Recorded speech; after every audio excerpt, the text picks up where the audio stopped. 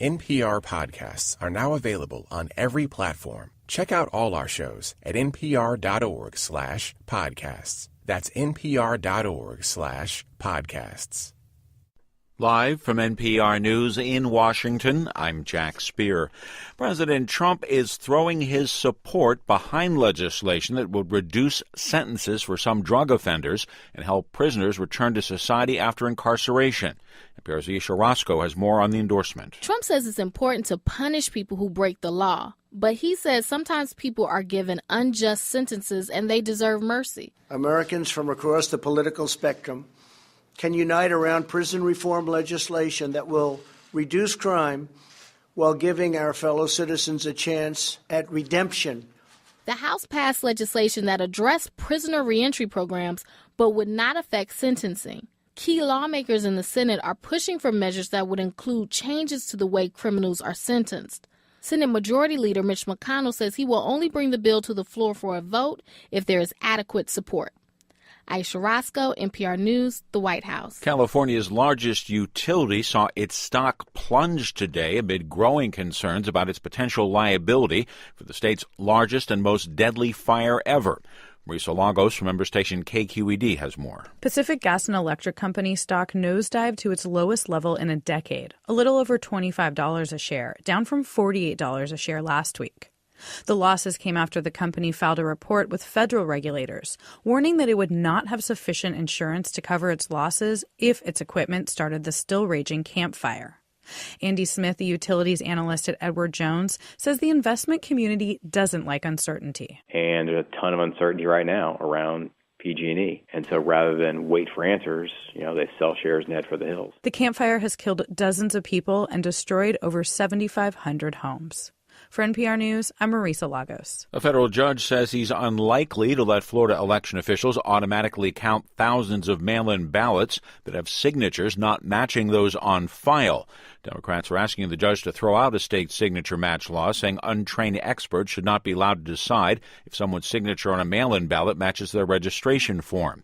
Florida State Senator Lori Berman, a Democrat in Palm Beach County, says she hopes the court decides to allow more time for the vote count. We know that Florida is a swing state and that there are lots of close elections.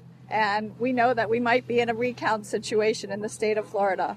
But what we don't expect is to have our elected officials say to stop counting votes. That is not right. The court has not yet ruled on the case. It's one of half a dozen lawsuits involving 3 statewide races, including U.S. Senator Bill Nelson's race against Governor Rick Scott. The government's main inflation gauge, the Consumer Price Index, took a bump up in October. The Labor Department says prices for a market basket of goods rose 0.3%. Stocks closed lower again today. The Dow was down 205 points. This is NPR. Hurricanes are dropping more rain and causing more flooding than they have in the past. NPR's Rebecca Hersher reports 2 new studies shed some light on why. The main reason that hurricanes are getting rainier is climate change. A new study finds that Hurricanes Katrina, Irma, and Maria dropped 5 to 10% more rain on New Orleans, Florida, and Puerto Rico than they would have without climate change. Another new study finds that cities themselves can cause extra rain to fall. A team of climate scientists found that when Hurricane Harvey hit Houston last year, the buildings in the city slowed the storm down and pushed moist air up into the atmosphere, where it became rain. Gabriel Vecchi is one of the co-authors. The more air that you raise up, in general, the more rain that you will have, and that is one of the impacts of these buildings. When that rain fell onto impervious pavement, it had nowhere to go and contributed to catastrophic flooding. Rebecca Hersher, NPR News. For a 12th straight year, the U.S. Postal Service is reporting a loss. The post office says declining mail volumes as well as continued costs for its pension and health care obligations have weighed on earnings. The loss of $3.9 billion for the fiscal year ending September 30th is higher than last year's loss of $2.7 billion. Post office says it's awaiting a report from the Trump administration to address what Trump has called the agency's unsustainable financial path. Postal officials continue to ask Congress for help in dealing with mounting pension costs.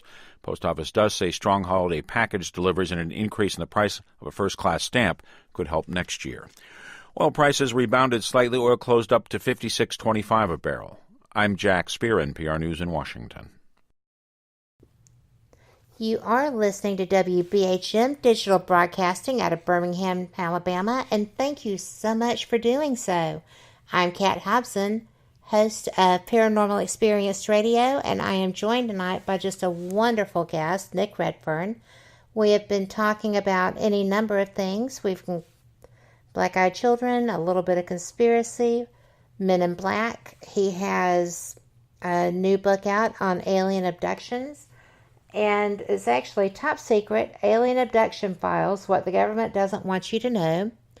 That just came out the 1st of November, and he has a new book already scheduled for 2019, and that is going to be Cover-Ups and Secrets, Complete Guides to Government Conspiracies, Manipulations, and Deceptions.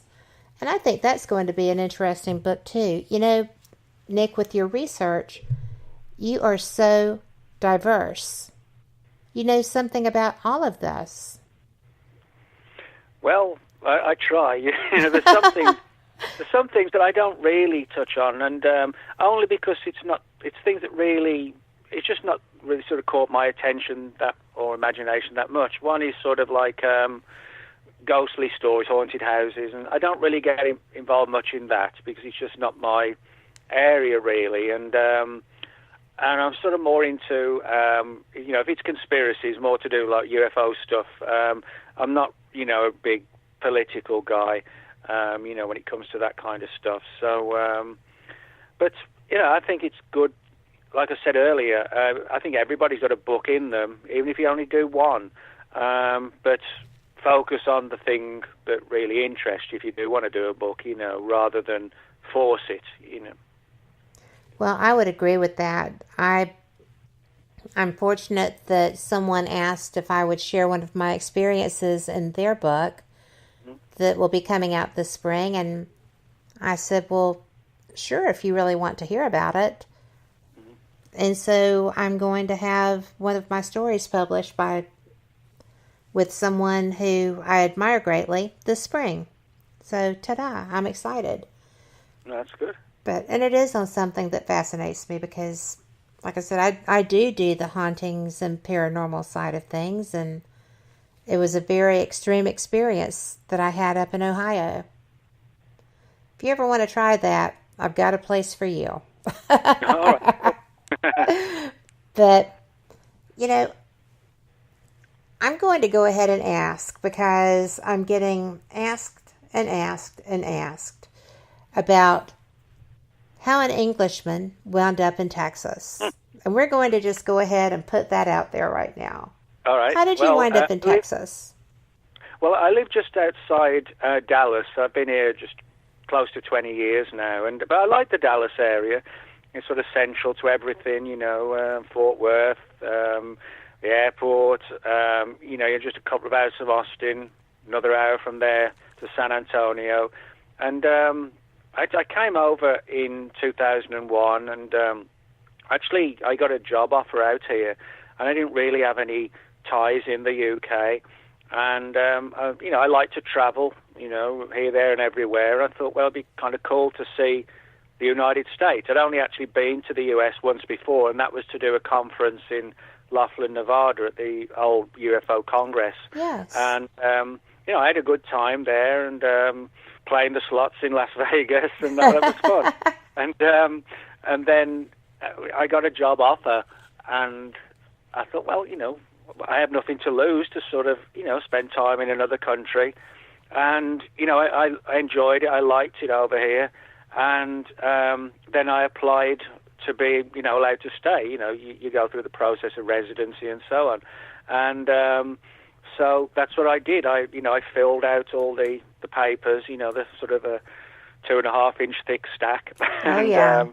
Filled out all the papers and, you know, went to the immigration offices for all the interviews and so on. And from going there to, you know, being fully legal, took me about 18 months, you know, and it was one of those situations where, you know, some people have, you know, talk about, you know, different processes and whatever and nightmare stories, but I didn't experience any of that.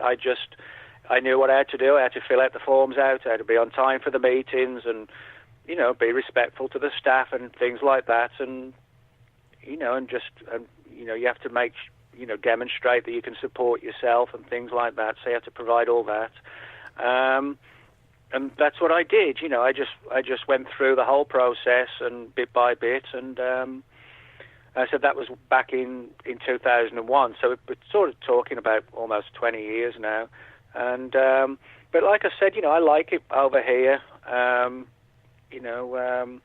There's plenty to do, but I mean, it's actually not that too different from the UK. There are some differences, like driving on the other side of the road, which I had to learn to do, which it wasn't the challenge that I thought it would be. In England we'd drive on the left, yes, and the steering wheel's on the right, but it actually wasn't as difficult as I thought it would be, and I quickly found that all the ladies like the English accent, so that was a good thing as well.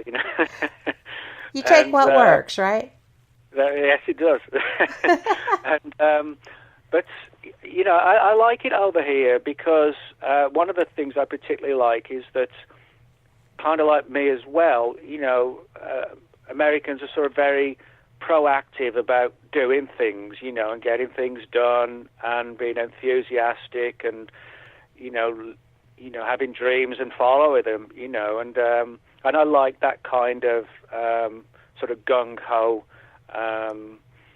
let's do it kind of approach, and but I just enjoyed eating foods I'd never seen before or eaten before. Like, one of my favorite foods is gumbo, which is very popular in the South.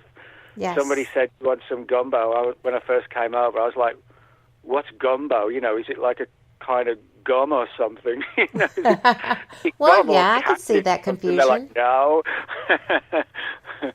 So, but it wasn't like a culture shock. For me, it was like, it was cool that it was different, Yes. And, but, I do get back to the UK to see family and friends about twice a year, and, catch up with old school friends who I haven't seen for years. I went back last summer in July and saw a bunch of school friends. We had a school reunion. Some I hadn't seen since I was like 17.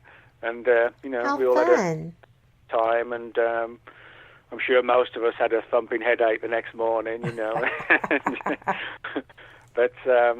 But yeah, I like it over here. And I said I've been here pretty much 20 years. And yeah, it's a nice place to live. And when I first came over, I thought, quite wrongly, that Texas was like desert and cactus, and people rode around on horses everywhere. But I quickly realised that image, it's kind of like the image that people have in England, that it's always foggy, or we all know someone who lives in a castle, which is not really like the case at all. So, it's kind of fun to see the reality when you actually get there. But everybody's, when people hear me talking, they're always, want to know where you're from, what brought you over. And I like that everybody's sort of friendly and talkative, Well, we are almost ridiculously friendly.